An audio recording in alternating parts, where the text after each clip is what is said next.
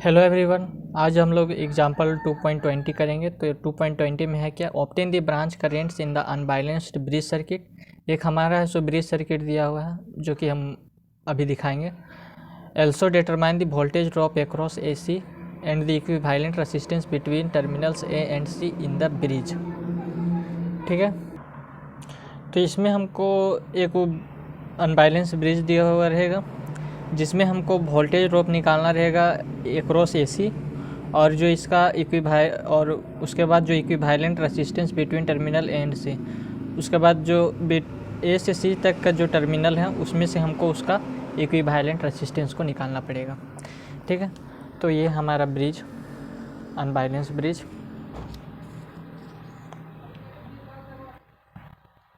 ठीक है, ये हमारा एक अनबैलेंस ब्रिज है जिसमें से हमको वोल्टेज ड्रॉप निकालना है A से C तक के बीच में कितना वोल्टेज ड्रॉप हुआ है और इक्विवेलेंट रेसिस्टेंस निकालना है between the terminal A to C तक। ठीक, तो इसको अब सॉल्व करते हैं। तो सबसे पहले देखिए कि यहाँ पर जो है एक ब्रिज है, उसमें से यहाँ I1 करंट फ्लो हो रहा है, यहाँ से I2, उसके बाद यहाँ पर से या I3 करंट, उसके बाद यहाँ से इधर गया तो इसको लिखे I1 माइनस I3, और उसके बाद यहाँ से जो इसका डायरेक्शन करंट का इसका डायरेक्शन करंट का दोनों का सेम है, इसलिए यहाँ पर लिखे I2 प्लस I3। उसके बाद जितना करंट यहाँ से लीव करेगा उतना करंट I1 प्लस I2 हम यहाँ से दे रहे हैं, तो यहाँ पर भी I1 प्लस I2 हमारा आना चाहिए। ठीक है, तो जब इसको सॉल्व करेंगे I2 प्लस I3 और ये प्लस I1 माइनस I3, तो हमारा आना चाहिए ये I3 और I3 ख़त्म, क्योंकि ये पॉजिटिव में है और ये निगेटिव में, तो हमारा क्या बचा I1 is equals to I1 plus I2। तो हम यहाँ से I1 प्लस I2 करेंट दे रहे थे, तो हमारा I1 प्लस I2 लीव किया। इंटर जितना करंट करेगा उतना ही करंट लीव होना चाहिए। ठीक है, उसके बाद हम लोग यहाँ पर KVL लगाएंगे A B D A में। ठीक है, तो इसमें जब KVL लगाएं तो इसमें है सो जो लूप चलाएंगे वो क्लॉकवाइज डायरेक्शन पे चलाएंगे इसका लूप। ठीक है, यानी कि क्लॉकवाइज डायरेक्शन में इसका करंट फ्लो हो रहा है। तो जब ये इसमें KVL लगाएं और जो करंट का डायरेक्शन है वो क्लॉकवाइज है, तो इसमें से देखिए कि जो I1 करंट है वो क्लॉकवाइज डायरेक्शन के ही डायरेक्शन में है। ठीक है, I1 करंट क्लॉकवाइज डायरेक्शन के ही डायरेक्शन में है, तो हम इसको लिखेंगे क्या 2I1 प्लस 2I1, उसके बाद प्लस, और जो यहाँ से B से D तक जो करंट फ्लो हो रहा है वो भी क्लॉकवाइज डायरेक्शन में है, तो हम इसको लिखेंगे 6I3। उसके बाद यहाँ से D से A तक में जो निकलेगा हमारा, यहाँ पर देखिए प्लस 6I3 लिखें। उसके बाद D से A में ये क्लॉकवाइज डायरेक्शन में है, जबकि इधर से जो करंट आ रहा है वो एंटी क्लॉकवाइज आ रहा है। ठीक है, इधर से क्लॉकवाइज आ रहा है और यहाँ से इंटर करेगा, और इसका करंट और इसका करंट दोनों का करंट का डायरेक्शन अपोजिट है, इसलिए यहाँ पर लिखें -4I2 इज इक्वल्स टू 0। ठीक है, KVL का यूज करते हुए इसका इक्वेशन निकला है। तो हम इसको क्या लिख सकते हैं, दैट इज यहाँ से 2 अगर कॉमन लेंगे तो हमारा क्या हो जाएगा, 2 अगर कॉमन लेंगे तो हम इसको लिख सकते हैं I1 प्लस 3I3 और यहाँ पर -2I2 इज इक्वल्स टू 0। ठीक है, ये लिखें तो ये वही यहाँ पर फिर अगर 2 इस यहाँ पर नीचे ले आएंगे, इसके यहाँ पर से हटा के फिर यहाँ डिवाइड में कर देंगे तो ये भी 0 बन जाएगा। तो I1 plus 3I3 minus 2I2 is equals to 0 हो जाएगा। ठीक है, तो इसको हम इक्वेशन 1 नाम दे देते हैं। जो I2 है इसको यहाँ पर मतलब जो I1 और I2 को क्रम से लिख देते हैं। तो I1 पहले लिखे, उसके बाद -2I2 को लिखे, उसके बाद plus 3I3 is equals to 0, equation 1 मान लिए। उसके बाद है सो हम ये B C D B में लूप चलाएंगे। ठीक है, तो जब B C D में लूप चलाएं वो भी क्लॉकवाइज डायरेक्शन में है सो करंट को फ्लो करवा रहे हैं, ये डायरेक्शन है वो B C D B में हम लोग है सो ये लूप चलाएं क्लॉकवाइज डायरेक्शन में। तो इसका है सो जो इसमें अगर KVL का यूज करेंगे तो इसका इक्वेशन बनेगा हमारा, इसका डायरेक्शन और यहाँ से यहाँ तक जो करंट फ्लो हो रहा वो सेम डायरेक्शन में फ्लो हो रहा है, इसका जो लूप चल रहा है करंट का और यहाँ इसका जो करंट है वो सेम डायरेक्शन में है, तो इसमें लिखेंगे +4 I1 - I3। ठीक, उसके बाद देखिए यहाँ पर है सो जो लूप चला है वो क्लॉकवाइज डायरेक्शन में है, यहाँ क्लॉकवाइज डायरेक्शन में है और ये करंट है सो इधर जा रहा है, तो दोनों का डायरेक्शन अपोजिट हो जाएगा। तो यहाँ पर लिखेंगे -6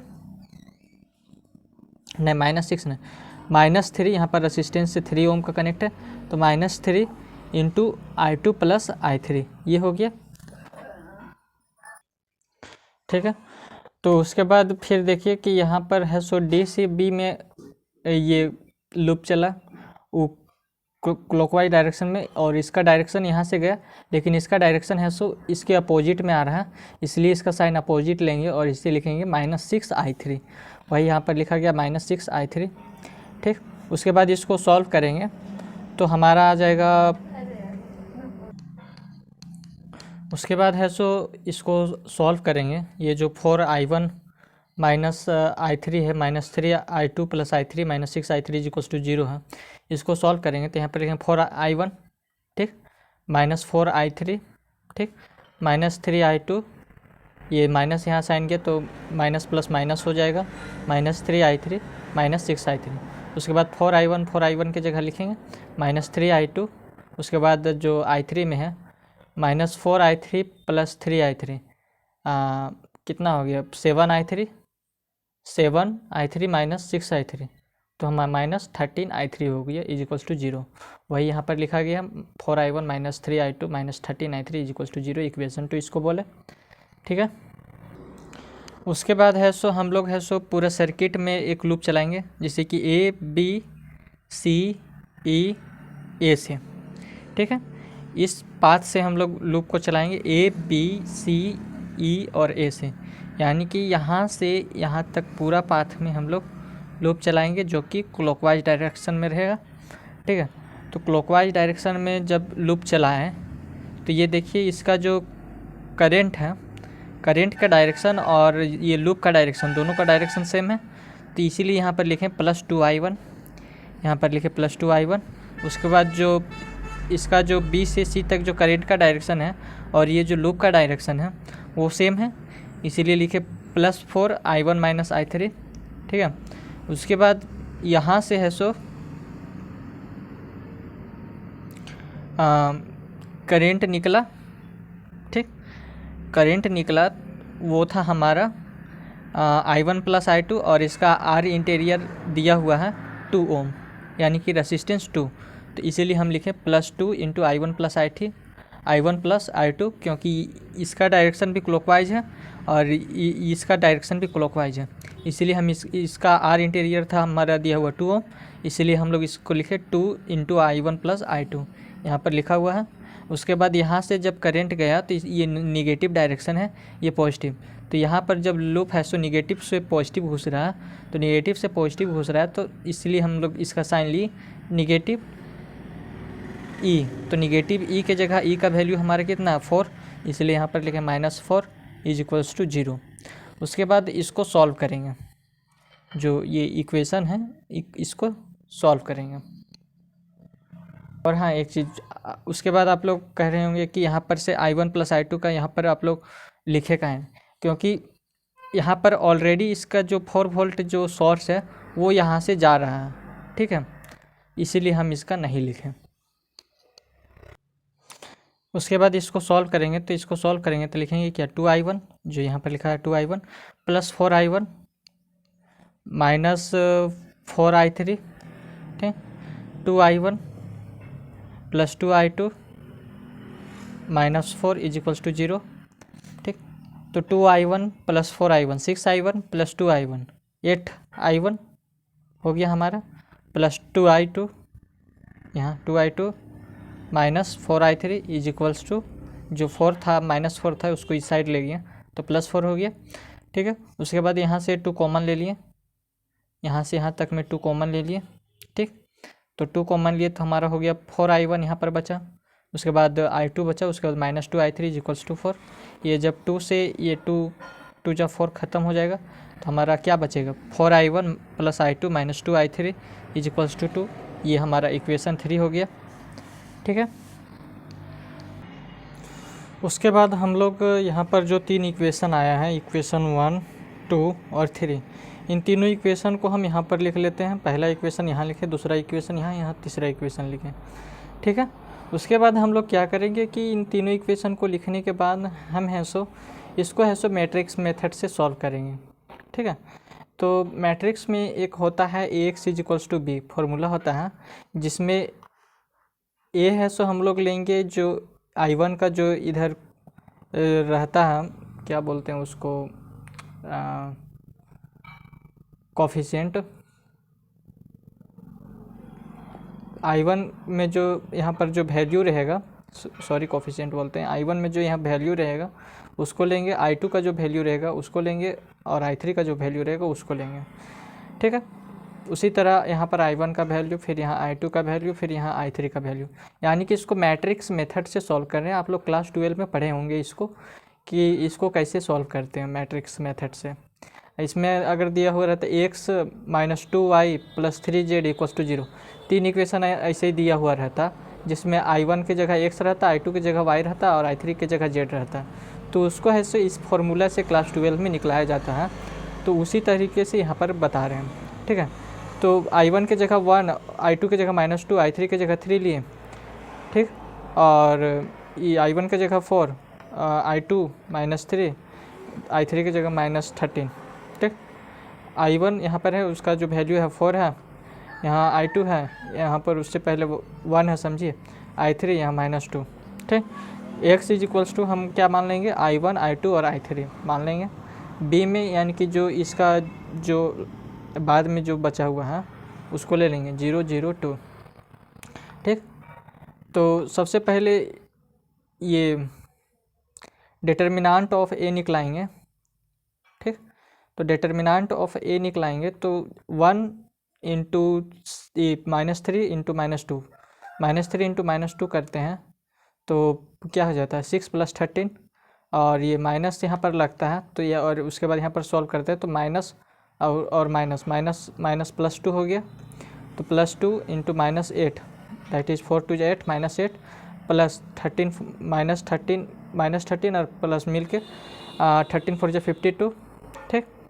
+3 4 + 12, इसी तरह करके इसको सॉल्व किए और डिटर्मिनेंट ऑफ a का वैल्यू निकाल के लाएँ 155, जो कि 0 के इक्वल नहीं है।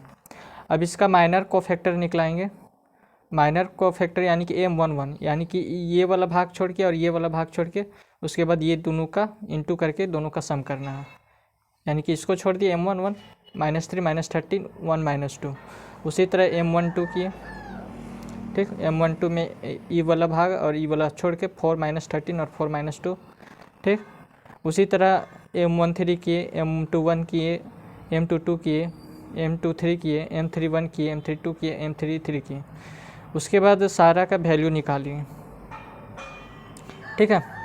तो जब वैल्यू निकलाएंगे तो यहाँ का सारा का वैल्यू निकलाया गया है, आप लोग देख लीजिए। कहा कि आप लोग क्लास 12 में पढ़े हैं, इसीलिए यहाँ पर सॉल्व करके एक बार दिखा दे रहे हैं कैसे कैसे आया है, ठीक है। तो यहाँ पर सबका वैल्यू आ गया, M11 का वैल्यू आ गया 19, M12 का वैल्यू आ गया 44, M13 का वैल्यू आ गया 16, M21 का 1, M22 का -14, M23 का -14, M23 का 9, M31 का 35, M32 का -25, M33 का 5, ठीक है। उसके बाद इसका जो कोफैक्टर निकालते हैं तो C11 को पहले पॉजिटिव लेते हैं, उसके बाद निगेटिव, फिर पॉजिटिव, फिर निगेटिव, फिर पॉजिटिव, फिर निगेटिव, फिर पॉजिटिव, फिर निगेटिव लेते हैं। तो यहाँ पर निगेटिव था तो निगेटिव निगेटिव मिलके पॉजिटिव हो गया, ठीक है। उसी तरह से लेते हैं। उसके बाद फिर देखिए यहाँ पर इसका कोफैक्टर निकला है तो +19 आ गया। यहाँ पर निगेटिव लिए, पॉजिटिव निगेटिव करके लेंगे, ठीक। पहले पॉजिटिव, फिर निगेटिव, फिर पॉजिटिव, फिर निगेटिव, फिर पॉजिटिव, फिर निगेटिव, फिर पॉजिटिव, फिर निगेटिव। तो यहाँ पर निगेटिव पहले से थे तो और यहाँ पर निगेटिव लिए तो निगेटिव निगेटिव मिलके +25 बन गया। उसके बाद फिर पॉजिटिव, इस तरीके से करके हम लोग कोफैक्टर निकला लेंगे। C11, C12, C13, C21, C22, C23, C31, C32, C33 सबका कोफैक्टर निकालिए। उसका बाद इसका A इन्वर्स निकलाएंगे, ठीक है। A इन्वर्स निकलाएंगे तो A इन्वर्स का फॉर्मूला होता है 1/mod of A adjoint A, ठीक है। तो 1/mod है यानी कि डिटर्मिनांट है, तो डिटर्मिनांट है हम 155 निकलाए थे, तो वही 1/155 लिखें। उसके बाद एडजॉइंट ए लिखेंगे, जो 19 है, 44 है और 16 है उसको इस तरीके से लिखेंगे, 19 - 44 + 16। उसके बाद जो -1 है, -14 है और -9 है, तो इसको लिखेंगे -1 - 14 - 9। ठीक है। उसके बाद जो 35 है, 25 और 5, उसके बाद लिखेंगे 35 25 5। उसके बाद ये जो Ax = b है, तो इसको हम लिख सकते हैं x = A इन्वर्स b, तो वही यहाँ पर लिखें x = A इन्वर्स b। ठीक है। तो A इन्वर्स हम निकलाए यहाँ पर, A इन्वर्स लिख दिए, और b में हमारा था यहाँ 002, तो वही 002 यहाँ लिखें। ठीक है। उसके बाद इसको सॉल्व करेंगे, तो सॉल्व करेंगे तो यहाँ पर निकलेगा हमारा 1/15 002। तो इसको यहाँ से यहाँ इसको इंटू करेंगे तो 0 हो जाएगा, इससे इंटू करेंगे तो 0 हो जाएगा, तो 0 + 0 और 16 × 32। ठीक, ये मात्र 32 बचेगा। उसी तरह ये 0 हो जाएगा, ये भी 0 हो जाएगा, ये इससे इंटू होगा तो -18, फिर ये 0 ये 0, 5 × 10 वही 10। ठीक, जब इसका वैल्यू निकला है 1/55 से जब डिवाइड के 32 - 18 और 10 का, तो ये आ गया हमारा वैल्यू। तो x = हम माने थे, यहाँ पर माने थे x = दैट इज यहाँ पर I1 I2 और I3 माने थे। ठीक है। तो मान लीजिए कि x के जगह हम यहाँ पर लिख देते हैं, ये समझिए कभी नहीं है। ठीक, तो यहाँ I1 होगा, यहाँ I2 होगा, ये I3 होगा। तो I1 का वैल्यू इतना आ गया हमारा, I2 का इतना आ गया, I3 का इतना आ गया, वही यहाँ पर लिखा हुआ है। ठीक है, ये एम्पियर में है, और जो करंट होता है वो नेगेटिव नहीं होता है, इसीलिए हम इसको पॉजिटिव में लिख लिए। ठीक है, तो पॉजिटिव में लिखें, उसके बाद सबका वैल्यू निकल गया I1 I2 I3 का। उसके बाद जो यहाँ पर एम्पियर है, ये क्वांटिटी बहुत ही छोटा हो जा रहा है, तो इसको मिली एम्पियर में कन्वर्ट करेंगे। तो मिली एम्पियर में जब इसको कन्वर्ट करेंगे तो I1 का वैल्यू आ जाएगा मिली एम्पियर में 451.61 मिली एम्पियर, I2 का 322/0.58 मिली एम्पियर, I3 का वैल्यू आएगा 64.51 मिली एम्पियर। ठीक है। उसके बाद हम निकलाएंगे कि I कितना आ रहा है। I = हमारा क्या था यहाँ पर,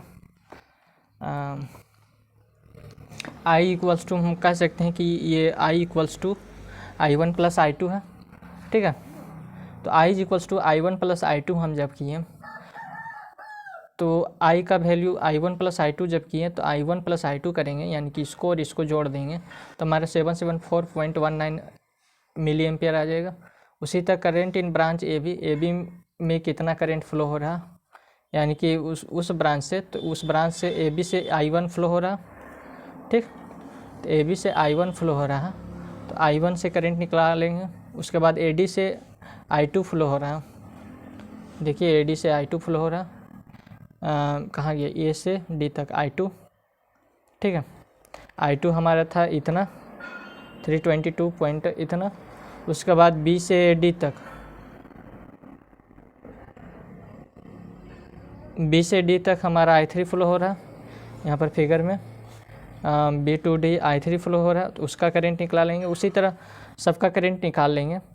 उसके बाद BC से हमारा फ्लो हो रहा I1 - I3, DC से I2 + I3।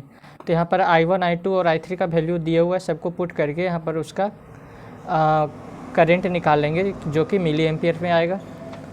उसके बाद इंटरनल वोल्टेज ड्रॉप कितना हुआ उसको निकलाएंगे। ठीक है, तो इंटरनल वोल्टेज ड्रॉप हुआ हमारा,